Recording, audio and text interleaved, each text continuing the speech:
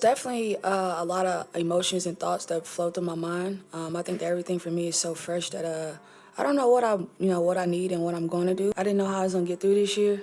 And so, I first thank God because I was just telling Mr. Ed, like, I went through a lot internally. A lot of what I went through, I relied on my dad for. But I know that when the time comes and the opportunity is right for me to make those decisions, obviously I've always had a home in Indy, so it could potentially be a home for me again. But I think it's specifically for me, I got to be selfish about that process. And when I know, you'll know. So imagine being tied for points with the Rookie of the Year. That's exactly where Kelsey Mitchell found herself this season. But what she did next, that's the real story everyone's missing. Let's talk about Caitlin Clark, the rookie who's taking the WNBA by storm. She's been lighting up scoreboards and breaking records left and right. But here's the thing, Kelsey Mitchell, a seasoned player, matched Clark point for point this season. Both averaged 19.2 points per game. That's insane, right? But I think the personal goals is figure out how I can be better as a player, figure out what I need to do to help a team, whatever team that is, and then from there, be the best I can be. And not having that voice, not having that sense of connection, physically, indoor, psychologically, mentally, etc. That was tough, and so I had a village of other 11 ladies. I think we were playing New York. It was playing New York. Yeah. It was an ESPN game. I'd never seen that many people in the field house in my life. So I would say that was my most memorable moment because that was an early New York game. But it was definitely a paramount year for me on so many different levels. So I was grateful for the year. Now, you'd think this would spark some drama when Clark won Rookie of the Year, and oh boy, did it ever. There's a whole controversy brewing that nobody's talking about. Why does this matter? Because it's not just about two players anymore. This could shake up the entire WNBA, the league, the fans, the future of women's basketball. It's all on the line. You won't believe what happens next. Just when you thought the Clark Mitchell story couldn't get any wilder, Kelsey makes a move that leaves fans scratching their heads. We err on the side of professionalism in a lot of different ways, and we can only control what's in our organization, within our people. And that, me personally, we don't condone those kind of things. No. I would say my most memorable moment was my first time seeing the amount of fans. I don't know if it was like this is crazy moment. I think for me what was most glaring is, for one, the amount of eyes that was gained through this process, for seeing us play and seeing us represent what is the game. Why would a star player turn down big money to play overseas? The truth might surprise you. Kelsey Mitchell's future with the Indiana Fever is the talk of the town right now. She's a free agent this offseason, and everyone's wondering, will she stay or will she go? It's not just about Mitchell, though. This decision could shake up the entire WNBA. Here's the thing, the Fever just went through some major changes. They've got a new general manager, Kelly Crystal, and she's not messing around. You know what's the first thing on her to-do list? Keeping Kelsey Mitchell in Indiana. Crystal didn't mince words when she said, your biggest off-season priority is what Kelsey Mitchell, period. But wait, it gets even more interesting. While everyone's busy speculating about Mitchell's next move, she goes and does something completely unexpected. Instead of joining the new unrivaled league, which is offering some serious cash, Mitchell signs a deal with Shaanxi in the Chinese league. Now you might be thinking, why would she do that? Well, that's the million-dollar question. Some fans are disappointed, saying she's passing up a golden opportunity. Others are wondering if this means she's planning to stick with the Fever for the long haul. Let's break it down. Mitchell's been with the Fever since 2018. She's their star player, their top scorer. Caitlin Clark's incredible season has come to a storybook ending as she won the Rookie of the Year award. You are the 2024 Kia WNBA Rookie of the Year.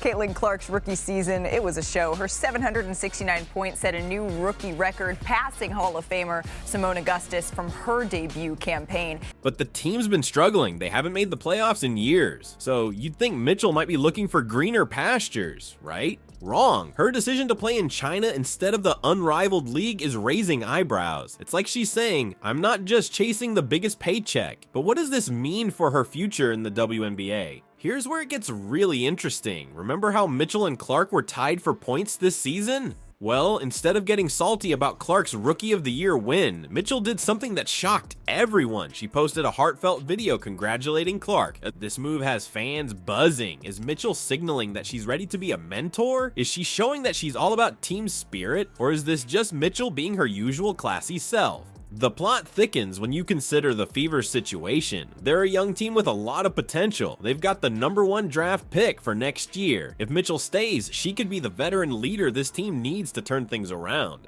But here's the kicker, Mitchell's decision to play in China might actually be a smart move for her WNBA career. I want to tell you to give yourself some grace, kid. You've done a lot of things that not a lot of people can do, and from me to you, I'm always going to be a fan. I'm always going to be in your corner. I'm always going to be in your backcourt. I just want to say congratulations on the award, man. You deserve it. You've changed the world in so many ways. You've done it with so much grace. By skipping the unrivaled league, she's avoiding the risk of injury or burnout before the WNBA season starts. It's like she's playing chess while everyone else is playing checkers. So what does all this mean? Is Mitchell planning to stay with the Fever? Is she setting herself up for a big payday in free agency? Or is she just keeping her options open? Forget Mitchell's contract drama for a second. There's an even bigger controversy brewing in the WNBA. One voter dared to snub Caitlin Clark for Rookie of the Year. Now they're in hiding and the league is in an uproar. What could make someone risk their reputation like that? Let's talk about Caitlin Clark's rookie season. This girl was on fire. She averaged 19.5 points, 8.4 assists, and 7.2 rebounds per game. That's not just good, that's breaking records left and right. She even became the first rookie ever to get a triple-double in WNBA history. Can you believe that? But here's where things get crazy. When it came time to vote for Rookie of the Year, everyone thought it was a no-brainer. Clark had this in the bag, right? Wrong. One voter decided to go rogue and didn't pick her. Caitlin Clark got all but one Rookie of the Year vote. She will not have the distinction of being a unanimous Rookie of the Year. Is it a big, I would tend to think Caitlin Clark doesn't care, but she probably does care a little bit. And a lot of people are celebrating that. They're excited. They stay strong, whoever it was that, kept it real and blah, blah, and denied her that distinction. And now they're hiding like they've got the FBI on their tail. You're probably wondering, why is this such a big deal? Well, in the WNBA, the voting process for Rookie of the Year isn't a secret. Everyone knows who voted for who. So when one voter didn't choose Clark, it set off a firestorm. ESPN analysts are losing their minds over this. The WNBA Rookie of the Year race was pretty much neck and neck for the majority of the season, but now the league has officially crowned its queen. Caitlin Clark is your 2024 WNBA Kia Rookie of the Year. My girl averaged 19.2 points a game, 5.7 rebounds, and led the league with 8.4 assists per game, and that made her the first rookie to ever lead the W in that category. And I mentioned the Rookie of the Year race being tight throughout the season, but she ended up with 66 votes from a national panel of 67 sports writers and broadcasters. They're saying Clark should have been a unanimous pick. I mean, come on, she was the most blitzed player in the league and still put up those numbers. That's like trying to score while everyone and their grandma's trying to stop you. Dan Patrick, the sports guy, he's not happy either. He thinks the mystery voters should come out and own their vote. He's basically saying, if you're gonna make a controversial choice, at least have the guts to stand by it. Now, you might be thinking, well, maybe this voter just saw something in another player. Yes, but here's the kicker. Clark's performance was so off the charts, it's hard to imagine anyone else even coming close. Caitlin Clark wins the Rookie of the Year. There was one vote for Angel Reese, everybody else for Caitlin Clark. This is what's happening, is the voters are now putting out on social media, hey, it wasn't me. It is your, that's your prerogative. You can. I mean, I've voted and had people criticize my votes, but I had no problem telling people. I mean, I was proud to be a voter in the NBA. Somebody thinks Angel Reese was the Rookie of the Year. Fine. Maybe it's a writer who covered her team in Chicago. Okay. It's not the end of the world. We're talking about a player who changed the game in her first season. The debate is getting heated. Some folks are saying this is disrespectful to Clark and the game. others are defending the right to have a different opinion, but one thing's for sure, this mystery voter has got everyone talking. So what does this mean for Clark? Well, she still won Rookie of the Year, but there's a little asterisk next to it now. It's like getting a perfect score on a test, but one teacher gives you a 99 just because. And the WNBA, they're in a tough spot. Do they change the voting system? Do they try to find out who this mystery voter is? Or do they just let it blow over and hope everyone forgets? Caitlin Clark's going to go, can you believe I didn't go unanimous? Now, I thought we would have unanimous MVP and unanimous Rookie of the Year. But it feels like all these voters are like, wasn't me. Wasn't me. Wasn't me. Yes, Paulie. You got that with Asia Wilson, but Caitlin Clark all but won. And I don't think it's going to ruin her summer. I don't. The Clark drama is wild, but hold on to your seats. Her teammate Kelsey Mitchell is putting up numbers that'll make your head spin. Why isn't anyone talking about their insane stats side by side? The answer might shock you. Let's talk about Kelsey Mitchell for a second. This woman is a scoring machine, matching Caitlin Clark point for point. Both averaged 19.2 points per game this season. That's not just good, that's jaw-dropping stuff. But here's where it gets crazy. Mitchell's shooting efficiency is even better than Clark's. She's making 46.8% of her field goals, while Clark's hitting 41.7%. And from three-point range, Mitchell's sinking 40.2% compared to Clark's 34.4%. That's like having a sniper and a cannon on the same team. You'd think with stats like these, there'd be some tension between them, right? Nope. Mitchell's out here congratulating Clark on her Rookie of the Year win. She's not just being a good sport, she's showing real leadership. Caitlin Clark showed up, and this is proof that her life is 10 times as hard as, to get the same credit. People were actually watching her play basketball, so that added stress of the much bigger audience certainly came into play. I don't want to say scrutiny, but coverage is another way of lowering the bar. And I'm going to say this again. This is a Confucius mantra. The standards they set for you is what they really think of you.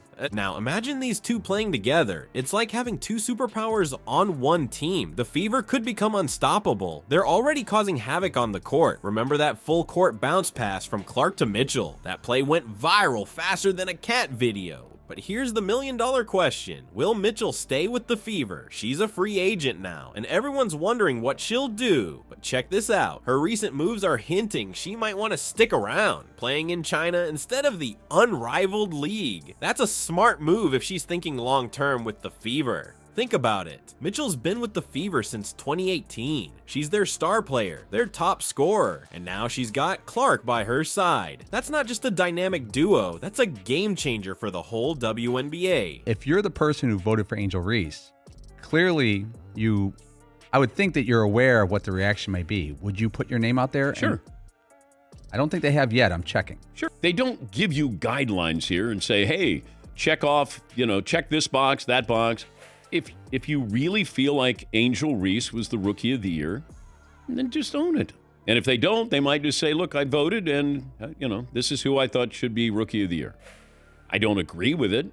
I thought she would be unanimous. I mean, it's not even close. The Fever's new GM, Kelly Crystal, knows what's up. She's made it clear that keeping Mitchell is her top priority, and why wouldn't it be? Mitchell and Clark together could turn the Fever from underdogs to top dogs in no time. But let's not get ahead of ourselves. The WNBA is a tough league, and success isn't guaranteed. The Fever haven't made the playoffs in years. Can Mitchell and Clark change that? It's gonna take more than just scoring to turn this ship around. Here's the thing, though. Because I said the most important person in the league is Caitlin Clark and should be a top 5, if not, should have been a top 3 MVP candidate. There's nobody more valuable. Now, Asia Wilson was a more dominating player and deserved to be the MVP and unanimous. So don't get it tangled. But I'm talking about value. And value, we can all have a different opinion on that. Her value on the floor, in the arena, in the league, all of that. Mitchell's not just about points. She's showing she's got leadership skills too. That video congratulating Clark, that's veteran move right there. She's setting the tone for the team, showing everyone how to handle success with grace. So what does all this mean for the Fever, for the WNBA? We could be looking at the birth of a new powerhouse team.